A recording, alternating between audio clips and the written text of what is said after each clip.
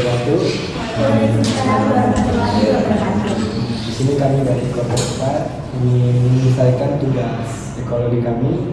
Kami mengambil kegiatan yaitu podcast dengan mengundang narasumber kami yaitu Mbak Sita. Mbak Sita, kalau boleh tahu dari fakultas apa? Aku dari Fakultas Adab dan Bahasa. Jurusan Pendidikan Bahasa Inggris. Pendidikan Bahasa Inggris. Semester tadi ya? 5. Oh, semester 5. Baik, sebelumnya di sini perkenalan dulu ya, hostnya. Di sini saya Bisa Putra dan NIM 237 111 Saya ini Anggrani dengan NIM 237111013. Saya Nurul Samusa dengan NIM 237111004. Di podcast kali ini kita membahas tentang SDGs, yaitu Sustainable Development Goals atau tujuan pembangunan berkelanjutan. Kita mengambil dua tujuan dari SDGs ini. Tapi sebelum kita mulai materi ini, kita nanya dulu kan kesibukannya sekarang ini Sekarang sih sibuk UAS sih pastinya. persiapan materi. Iya, udah UAS. Oh, udah UAS. Iya, udah UAS. Terus juga di samping itu aku juga kerja part-time sama kerja di rumah. Pembagian itu gimana? Itu lumayan banyak ya, karena kalau part-time kan aku cuma Senin Kamis. Kalau remote kan aku tiap hari natapin laptop, aku harus bekerja lewat Shopee, Tokopedia gitu, marketplace. Langsung ke materi kita ya. Di sini materi pertamanya kita dengan tujuan SDGs yang ke-11, yaitu tentang pembangunan kota berkelanjutan dan Pendidikan berkualitas. pendidikan berkualitas. Materi yang pertama yaitu pembangunan kota berkelanjutan. Sebelumnya sudah tahu nggak Pak SDGs itu apa? Aku pernah dengar tapi nggak sedengar sekomplit ini gitu. Jadi bisa menjelaskan Iya. Oh ini SDGs ini merupakan agenda pembangunan yang bertujuan untuk kesejahteraan manusia secara global. Agenda tersebut merupakan program pembangunan berkelanjutan di mana di dalamnya itu terdapat 17 tujuan dengan 169 target yang terukur dan telah disepakati oleh 163 negara anggota termasuk di Indonesia juga. Nah, baik. Jadi di tujuan SDGs ke-11 ini ada pembangunan kota berkelanjutan. Tujuannya bisa dijelaskan bahwa tujuan dari pembangunan kota berkelanjutan. oh iya ini salah satu tujuan dari SDGs itu sendiri ada kota dan komunitas yang berkelanjutan. Di dalamnya SDGs kota dan komunitas berkelanjutan ini adalah menjadikan kota dan permukiman ini inklusif, aman, ramah lingkungan dan berkelanjutan. Menurut Kak Sita, menurut Kak Baik. Kak aja, Mbak. Menurut Kak Sita ini tujuan dari SDGs ke-11 ini bagus nggak Kak menurut Kakak? Menurut aku dari namanya aja sih udah untuk komunitas yang berkelanjutan ya. Menurut aku bagus banget sih, apalagi untuk masa depan yang ini tuh akan berkelanjutan. Lalu kalau misalnya apakah nantinya tujuan dari SDGs ke-11 ini tuh benar-benar tercapai atau tidak dengan melihat kondisi yang seperti ini di Indonesia? Kan apalagi melihat kondisi di salah satu kota di Indonesia yaitu Jakarta, banyak sekali ketimpangan di kota itu terkait pembangunan Kak. Jadi bagaimana pendapat Kakak? Untuk saat ini ya, menurut aku sih 50-50 ya, apalagi kita menjelang era pemilu yang mana salah satu presiden itu salah satu presiden yang mencalonkan itu pernah jadi gubernur DKI Jakarta, yang mana sekarang konstruksi Jakarta itu berkembang pesat ya. Jujur nih, aku kan setiap liburan semester itu balik ke Jakarta terus, itu selalu aja ada perubahan konstruksi. Apalagi sekarang katanya dengar-dengar temen aku yang kerja di di tower kayak gitu, sekarang busway pun ganti-ganti warna, katanya sesuai rute. Aku pun kaget banget, kayak dulu yang aku 12 tahun sekolah di Jakarta itu busway cuma satu warna aja gitu. Paling kalau ganti-ganti warna kayak paling Metro Mini atau apa gitu kan, Kopaja. Tapi ini busway pun diganti warnanya karena sesuai urutan. Terus juga bus tingkat udah banyak banget kan yang digratiskan. Terus juga untuk konstruksi, menurut aku di Jakarta sih ketimpa apa tadi yang dilihatnya Ketimpangan di pembangunan itu.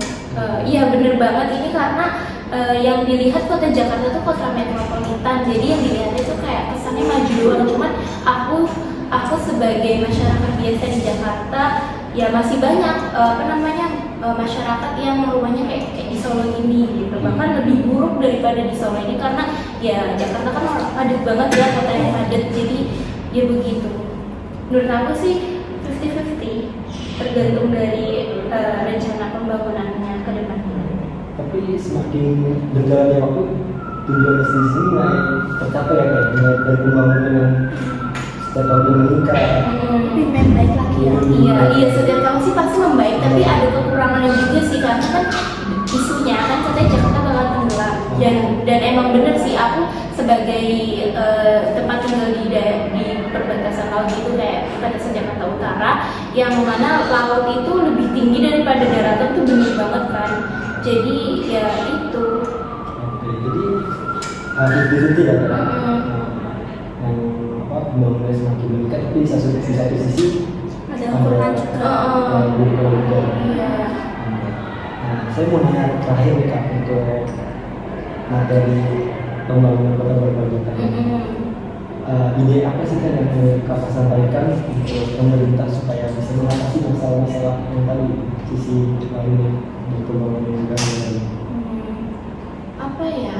Aku kalau untuk ambil sampel Jakarta ya. Kalau untuk Jakarta aku akuin sih semuanya udah komplit, paling yang kurang komplit tuh di bagian masyarakat menengah ke bawah sih, karena menengah ke atas tuh udah banyak di sana, apalagi sekarang tuh udah banyak investor yang khususan PIK lah, daerah PIK itu udah tergantikan dengan WNA semua sih mayoritas kayak gitu. Jadi menurut aku lebih memprioritaskan WNI dulu, apalagi juga warga DKI Jakarta yang asli gitu. Jadi pemerintah itu harus mengatasi dari masyarakat menengah ke bawah gitu ya. Iya lebih peduli. Jadi jangan jangan tutup mata sebelah gitu. Yang mana investor doang yang disanjung-sanjung, tapi masyarakat aslinya kita, warga DKI Jakarta asli itu malah terlupakan gitu. Di pemerintah itu pemerintah itu mengatasi. Kebanyakan di Jakarta ada yang nggak punya rumah juga ya kebanyakan. Iya, karena saking padatnya. Bahkan di sana juga ada pemukiman di bawah tol kalau nggak salah. Oh iya. Jadi mungkin pemerintah harus lebih peduli lagi ya untuk pembangunan masyarakat kelas menengah bawah. Betul banget itu. Mendapatkan rumah yang layak untuk mencapai pembangunan kota berkelanjutan ini. Jadi tidak harus berfokus kepada yang masyarakat menengah atas gitu ya. Benar banget ya. Mungkin itu kali ya materi yang satu kita bisa lanjut ke materi kedua, nanti akan dibawakan oleh ketiga rekan saya. Oke, sekarang balik ke materi 2 yang temanya itu tadi sudah dijelaskan, temanya itu pembangunan kota dan komunitas, pendidikan berkualitas yang mendukung SDGs. Sekarang kita lebih ke yang pendidikan berkualitas yang mendukung SDGs. Nah, sebelumnya saya mau jelasin tentang tujuan TDB. Menjamin kualitas pendidikan yang inklusif dan merata serta meningkatkan kesempatan belajar sepanjang hayat untuk semua pada tahun 2030. Nah, seperti yang kita ketahui, target-target tersebut terdiri dari manajemen akses terhadap pengasuhan anak usia dini, pendidikan dasar dan menengah, serta pendidikan kejuruan termasuk universitas yang terjangkau dan berkualitas. Menghilangkan disparitas gender dalam pendidikan, membangun dan meningkatkan fasilitas pendidikan yang ramah anak, serta meningkatkan jumlah guru berkualitas. Nah, menurut Kak Sita ini, bagaimana upaya pemerintah dan lembaga terkait dalam meningkatkan kualitas pendidikan inklusif dan merata sesuai dengan tujuan SDGs ini? Bagaimana? bagaimana upaya pemerintah dan lembaga untuk terkait dan meningkatkan kualitas pendidikan inklusif yang merata sesuai dengan tujuan ini. Kalau bagaimana upaya pemerintah, menurut pendapat aku sih so far so good banget ya, karena apa ya, kalau bisa dibilang aku kan kerja di kantor salah satu kantor di Jakarta yang mana pimpinannya itu pernah kuliah di luar negeri. Aku juga dapat sharing knowledge dari dia, dapat sharing ilmu dari bos aku yang mana pendidikan dia tuh nggak berpaku ke materi, sementara masuk pendidikan kita di sini juga suka buatan dari kurikulum juga kan, yang mana sekarang mostly lebih ke praktek dan menurut aku itu merasa ya ada kemajuan yang lebih spesifik, yang mana kita udah perlahan-lahan udah lumayan bisa meninggalkan teori yang terlalu saklek banget, dulu kan saklek banget kan, sekarang bahkan UN aja ditiadakan kan, diganti apa gitu. Buat pertanyaan kedua mungkin Kemudian menurut Kak Sinta nih, apa aja program-program yang dilaksanakan untuk meningkatkan akses, kualitas, relevansi, dan daya saing pendidikan tinggi dalam rangka mencapai tujuan 4 SDGs? Aku boleh minta tolong diulang nggak, tujuan 4 SDGs itu apa? Enggak. tujuan 4 SDGs itu menjamin kualitas pendidikan yang inklusif dan merata serta meningkatkan kesempatan belajar sepanjang hayat untuk semua pada tahun 2030. Jauh juga ya atau masa depan. Tadi aku bertanya Apa saja program-program yang dilaksanakan untuk meningkatkan akses, kualitas, relevansi, dan daya saing pendidikan tinggi dalam rangka mencapai tujuan 4 SDGs? program yang menurut aku ya, yang layaknya pemerintah upayakan sih mungkin lebih ke mahasiswa sih. Contohnya kita ada masa belajar. Kalian ngerasa agak Gak apa-apa kan Mbak? beneran gak apa-apa? Kalian ngerasa ada kemunduran gak sih kuliah di sini? Betul. Ngerasakan pribadi, ngerasakan ada, ya udah itu contohnya kita nggak usah jauh-jauh. Jadi mau dibilang sih pemerintah harusnya lebih aware sama mahasiswa yang sudah berstatus maha, itu lebih di apa gitu, jangan ibaratnya kalian pasti, aku mau nanya juga ya karena kita beda jurusan, di kelas kalian tuh cuma dengerin presentasi atau guru yang ngajar? Presentasi. Saya juga merasakan hal itu. So menurut aku ya pemerintah harus lebih aware ke pertama mahasiswa, kedua itu siswa-siswa yang dari atas ke bawah atau mungkin dari TK, SD, PAUD baru ke atas gitu. Pokoknya yang lebih utama sih mahasiswa dulu sih, karena dari gerakan mahasiswa tuh ingat kejadian kasus 9899 gitu kan, itu bisa berubah pimpinan. Berarti menurut aku upaya yang perlu diperhatikan pemerintah tuh yang lebih caring ke mahasiswa dulu, edukasi ke mahasiswa itu kayak gimana gitu. Sebelum saya mau tanya, menurut Kak Sita ini bantuan beasiswa seperti KIP atau KJMU itu membantu mahasiswa dalam berpendidikan tinggi atau bagaimana? Jujur nih, kalau orang yang pasif itu orang yang nggak aktif ya. Nah, orang yang pasif itu akan menggunakan hal itu dalam yang lain, misalkan untuk biaya hidup lah kesannya, biaya hidup di tanah perantauan, itu otomatis sih. Tapi kalau orang yang aktif, orang yang kayak benar-benar harus memanfaatkan uang pemerintah, dia akan mencari banyak akses, entah itu kayak sebuah lomba agar dia mendapat penghargaan, atau kesannya ia bisa mengembalikan itu kepada pemerintah agar pemerintah itu bangga sudah mengeluarkan uang tersebut untuk mahasiswa tersebut. Jadi balik lagi ke kondisi mahasiswa tersendiri itu, yang aku bilang kalau misalkan dia pasif, dia akan menggunakan itu hanya untuk biaya hidup atau bahkan untuk hedonisme gitu. Tapi kalau orang mahasiswanya aktif dan aware sama lingkungan di sekitar, dia akan menggunakan itu sedemikian rupa dalam manfaatnya sebagai mahasiswa. Oke, buat pertanyaan ketiga, menurut Kak Sita, bagaimana pendidikan karakter dapat diintegrasikan ke dalam sistem pendidikan untuk mencapai tujuan 4 dari SDGs? Bagaimana? Pendidikan karakter dapat diintegrasikan ke dalam sistem pendidikan untuk mencapai tujuan 4 dari SDGs. Bagaimana ya? Ini menurut pendapatku kan? Iya. Bagaimana pendidikan karakter dapat diintegrasikan? Mungkin dengan bagaimana itu maksudnya gimana ya, aku kurang paham.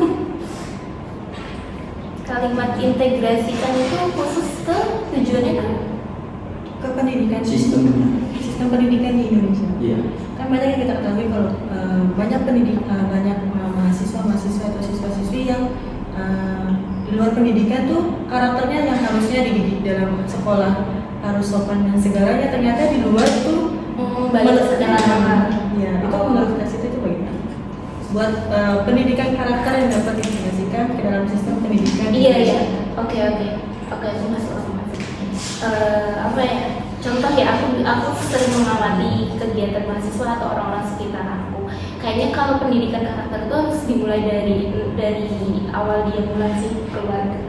Dari keluarga. Iya, dari keluarga. Jadi tapi tidak menutup kemungkinan besar yang maaf ya keluarganya broken home dia punya karakter buruk, enggak, mungkin bisa aja dia bisa mendapatkan karakter yang baik dari teman lingkungan sekitar atau bahkan saudara-saudara atau ya tetangga kosnya dia atau tetangga rumah dia gitu. Jadi ya tergantung pada diri sendiri sih. Jadi awal mulanya dari hal lingkungan terdekat dia dan soal karakter ini. Soalnya kan pendidikan ruang lingkup pendidikan tuh kayak misalkan kampus, universitas atau kelas itu hanya memberikan karakter yang kiranya di ruang lingkup itu aja kan. Nah, setelah mereka kembali ke rumah atau kehidupan sehari-hari, mereka akan entah kalau misalkan mereka bisa mengingat karakter itu sebagai moral ataupun mereka akan melakukan hal itu secara terus-menerus. Jadi dimulai dari lingkungan terdekat mereka sama kebiasaan. Jadi pendidikan karakter itu tergantung dari manusianya dan lingkungan Di sekitarnya. Oke. Terima kasih Kak Sita sudah menjadi narasumber pada tugas kami tentang pembangunan kota dan komunitas pendidikan berkualitas yang mendukung SDGs. Kurang lebihnya kami mohon maaf Kak, mungkin pertanyaannya cukup agak kontroversi ya. Sekian dari kami. Wassalamualaikum warahmatullahi wabarakatuh. Pertanyaan terakhir ya Kak. Menurut Kakak pesan kesan sama podcast ini gimana? Apa ya, sangat initiative knowledge-nya itu ada banget ya. Jadi kayak ini tuh bukan sesuatu hal yang pernah aku baca di buku, tapi langsung dipertanyakan dengan podcast yang jujur aku nggak punya pengalaman sama sekali. Tapi aku punya dapat insight dari orang-orang terdekat aku. Kayak tadi kan ada aku bilang dari pengalaman bos aku dan teman-temanku yang lainnya dan tingkah laku masyarakat yang telah aku amati, dan ini dituangkan di podcast ini. Luar biasa banget sih podcast ini. Cuma itu aja sih. Oke, siap. Terima kasih. Sama-sama.